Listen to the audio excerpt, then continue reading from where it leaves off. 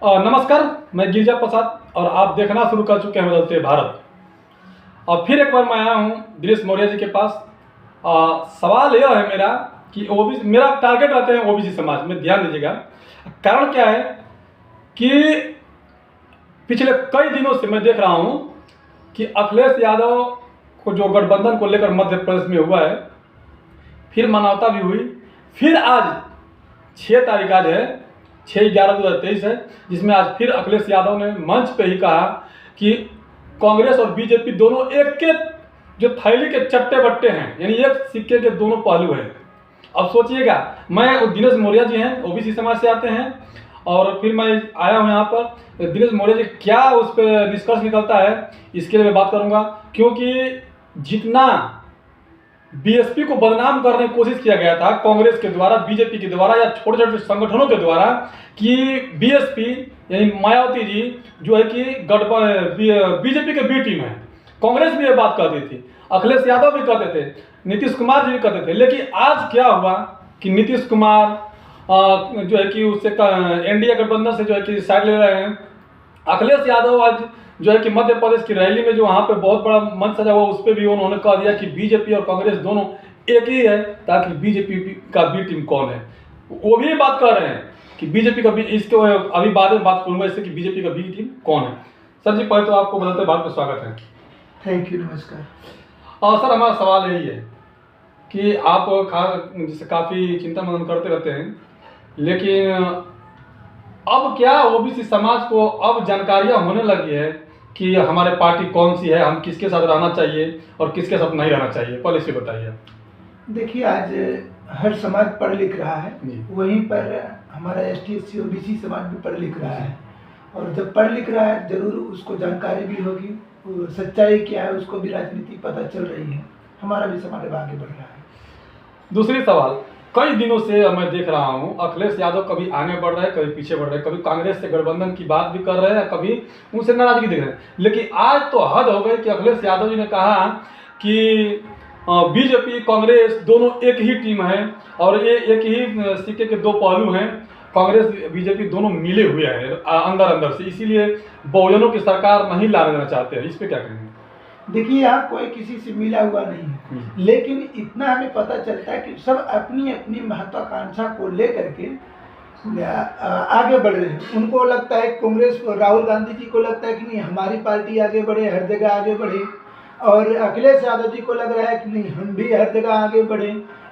अभी इंडिया गठबंधन था, इंडिया गठबंधन के हिसाब से हुआ था भाई, लोकसभा में हमें प्रधानमंत्री नरेंद्र मोदी को हराना है और दूसरी एक सरकार लानी है जो देश के लिए विकास की बात करे, मन की बात छोड़ करके। लेकिन जब राज्य का अभी चुनाव चल रहा है, 5 राज्यों का चुनाव चल रहा है, इस 5 राज्य के चुनाव में हो क्या रहा है कि वहाँ सभी पार्टियां, अलग अलग जो राजनीतिक दल है, वो चाहते हैं कि हम भी उस राज्य में भागीदारी निभाएं, हमारे भी उसमें कुछ विधायक जीत करके आए। तो जो वहाँ पहले से सत्तारूढ़ पार्टियां हैं या वो ज़्यादा शक्ति के रूप में वहाँ पे पहले से ज़्यादा उनके विधायक हैं, तो अगर वो अब इंडिया गठबंधन में वही लोग हैं, अब वो इंडिया गठबंधन जो छोटे दल हैं वो ये चाहते हैं कि नहीं, हमको भी बड़ी पार्टियाँ उस राज्य में जगह दे, क्योंकि गठबंधन है तो हमारे भी कुछ विधायक आ जाए, ताकि उनकी भी पार्टी आने वाले समय में बढ़े। उनका अखिलेश यादव का कहना यह है कि जब हम विधानसभा में नहीं करेंगे तो लोकसभा में कैसे करेंगे, और विधानसभा में हम करेंगे तो लोकसभा में हम पूरे भारत के अंदर करेंगे। लेकिन कांग्रेस का कहना यह है कि जहां कांग्रेस मजबूत है, जैसे भले बेशक हार जाए, सरकार ना बने, लेकिन वहां किसी छोटी संगठन से या पार्टियां से वह गठबंधन नहीं करती है। जहां कांग्रेस की मजबूत स्थिति रहती है वहाँ नहीं करती है, जहाँ कमजोर रहती है वहाँ करती है। क्योंकि मैं कई बार ये बात कर चुका हूँ। आज वही वो देखने को बात मिला कि अखिलेश यादव ने मंच पे ही कह दिया कि कांग्रेस बीजेपी दोनों मिला हुआ है। आखिर क्यों? एक बात और आपको ध्यान दे दूँ कि मान जो बहुजन चिंतक थे माननीय कांशीराम साहब, वो भी कहते थे कि एक सांप नाथ है और दूसरा नागनाथ है। तो क्या ये सच बात है या फिर परिकल्पना है? देखिए, बात यहाँ दोनों की, सांपनाथ और नागनाथ, ये दोनों ही बात सही है। क्योंकि कभी 70 सालों से रही है कांग्रेस सरकार इस देश में, उसने भी एसटी मतलब अब क्या है कि उनका भी समर्थन रहा है, बीजेपी का भी समर्थन रहा है कई बार कांग्रेस सरकार को जिताने में। क्योंकि उनकी जब सरकार नहीं बनती तो वो नहीं चाहते कि तीसरी कोई और पार्टी है, इसलिए कांग्रेस को वो सरकार बनवाते थे कहीं न कहीं अंदर खाने। इसी बात को लेकर कहते हैं लोग कि मिले हुए हैं लोग।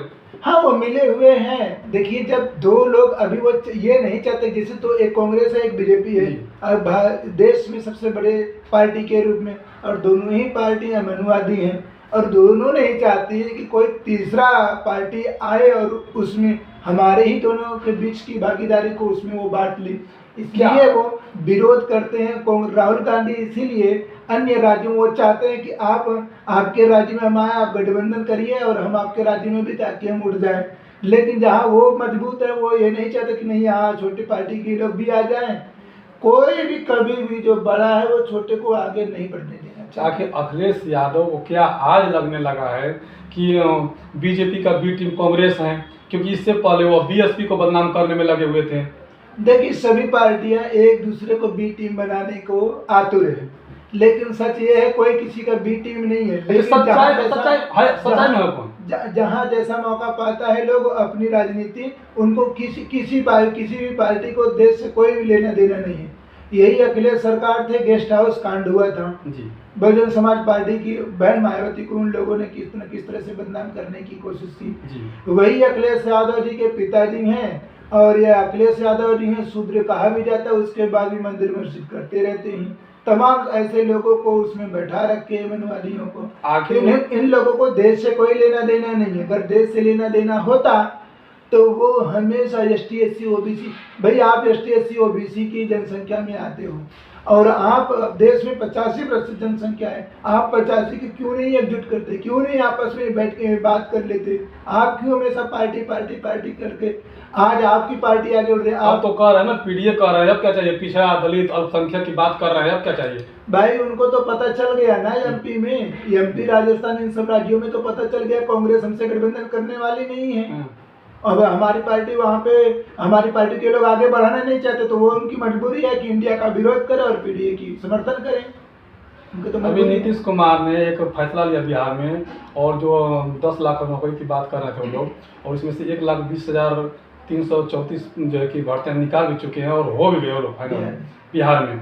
और तेजस्वी यादव कह भी रहे हैं कि हम जिस तरह जातिगत जनगणना कराए हैं उसी से भर्तियाँ भी करेंगे। तो क्या लगता है, कांग्रेस इस तरह से कभी आपको लगता है कि किया है? देखिए, कांग्रेस ने ऐसा कभी नहीं किया है। देखिए, दर्द उसको पता चलता है जो उस दर्द को, जिसको दर्द मिलता है। पड़ोसी को अगर हमको चोट लगा है तो दर्द पड़ोसी को नहीं पता चलेगा, रियल तो हमें पता चलेगा, वो भले ही बातें कर ले पड़ोसी। तो इसी तरह से कांग्रेस तो हमेशा सत्ता में रही है, उसने कितनी मलाइयाँ मारी है। अब जब बीजेपी की पारी आई तो वो मलाई मार रही, वो उनसे 100 गुना, वो जो 60 सालों में मलाई मारी वो चाहता है कि 10 ही साल में उसको पूरा कर ले, और वो पूरा भी कर रही है। देख लीजिए आप महंगाई कितनी बढ़ रही है। जिम्मेदार कौन है?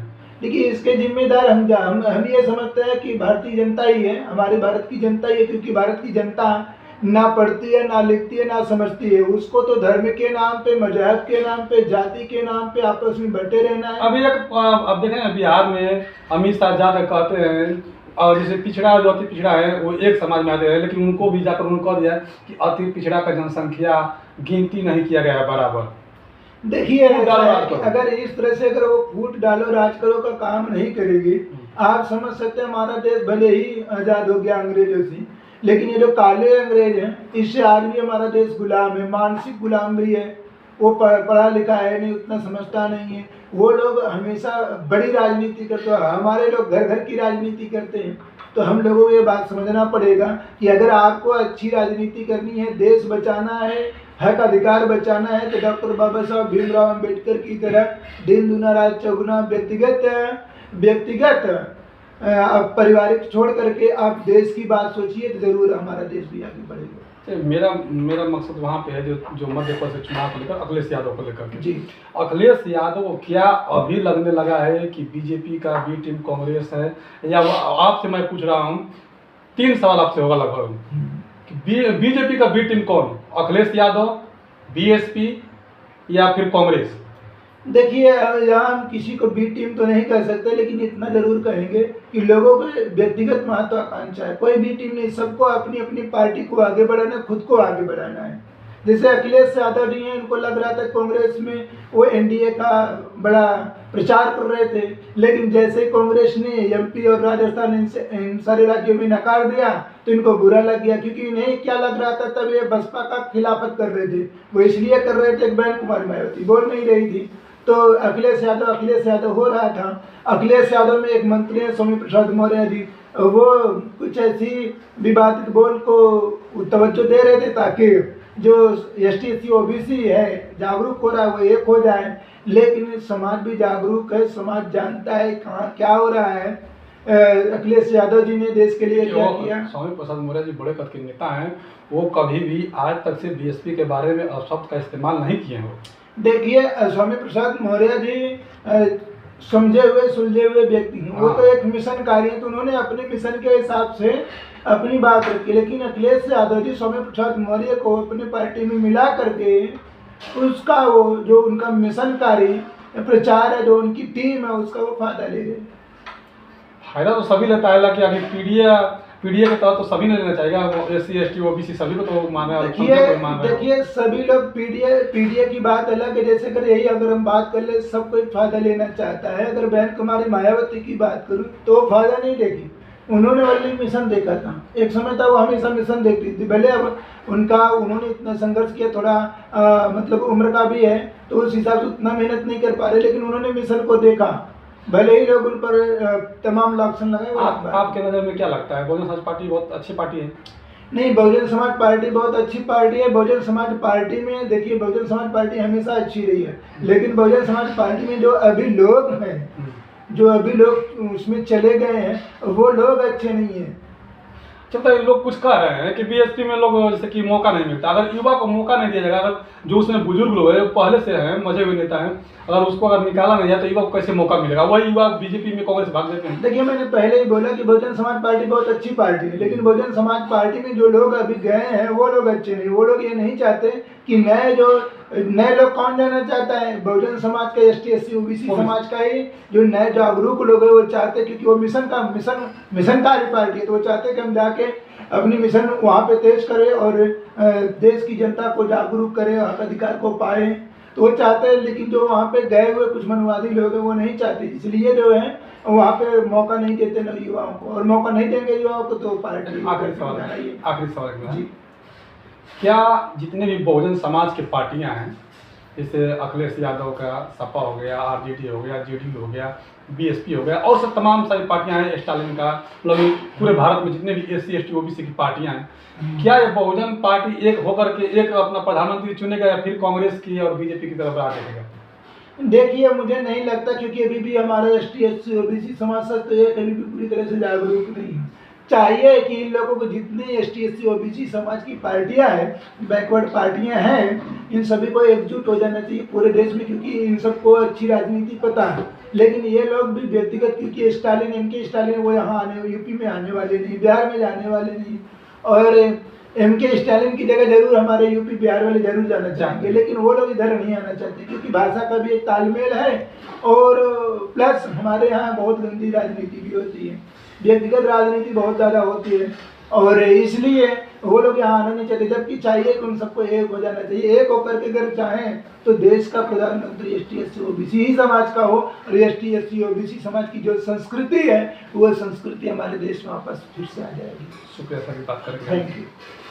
देखिए मेरा मकसद यह रहता है, देश मुरे जी थे, मेरा मकसद यही रहता है कि SC ST OBC या माइनॉरिटी की जितने भी पार्टियां हैं वो खासकर एक प्लेटफॉर्म पर, सभी तो यही बात करते हैं कि बहुजन समाज एक हो, बहुजन समाज एक हो, बहुजन समाज एक हो, लेकिन सभी अपनी अपनी पार्टी जो है रोटी सेकने में अलग अलग पार्टी में रहने का काम करते हैं और अपनी तवज्जो बढ़ाने का काम करते हैं, लेकिन एक जगह नहीं आते हैं। एक जगह नहीं आने का कारण यही है कि SC ST OBC बढ़ जाते हैं, और बढ़ने का फायदा कांग्रेस और बीजेपी दोनों ही उठाता है। लेकिन एक बात तय है कि अब SC को तो समझ में आ रहा था, SC ST को समझ में आ रहा था कि नहीं कांग्रेस हमारे लिए कुछ नहीं किया और बीजेपी भी नहीं है, लेकिन अब इस बात से लगता है जिस तरह से अब नीतीश कुमार ने भी बाइकआउट करने लगे धीरे धीरे इंडिया गठबंधन का, यानी राहुल गांधी का, और आज जो है कि अखिलेश यादव ने भी कह दिया कि नहीं ये कांग्रेस जो है कि बीजेपी और ये कांग्रेस एक ही है, तो इसीलिए बहुजनों को, हम लोगों को सत्ता चाहिए, और बहुजन सत्ता चाहिए तो चाहिए बहुजन सत्ता ही चाहिए, तभी जाके आपका कल्याण हो सकता है। और जिस तरह से कि उन्होंने तर्ज भी दिया बिहार में जैसे जातिगत जनगणना को लेकर के और भर्तियाँ को लेकर के, तो ऐसे तमाम सारी मैं आप लोगों को खबरें इसलिए दिखाता हूँ। कोशिश मेरा यही रहती है कि सब एक हो, समाज एक हो, तभी जब तक से आपका सत्ता नहीं होगा तब तक से आपका विकास नहीं होने वाला है। आगे आपको क्या प्रतिक्रिया है कमेंट बॉक्स में जाइएगा, अपना प्रतिक्रिया दीजिएगा, क्योंकि आपका प्रतिक्रिया का हमें इंतजार रहता है। बदलते भारत को सहयोग के लिए आप लोगों से रिक्वेस्ट रहेगा कि आप वीडियो को ज़्यादा से ज़्यादा शेयर करें। नमस्कार।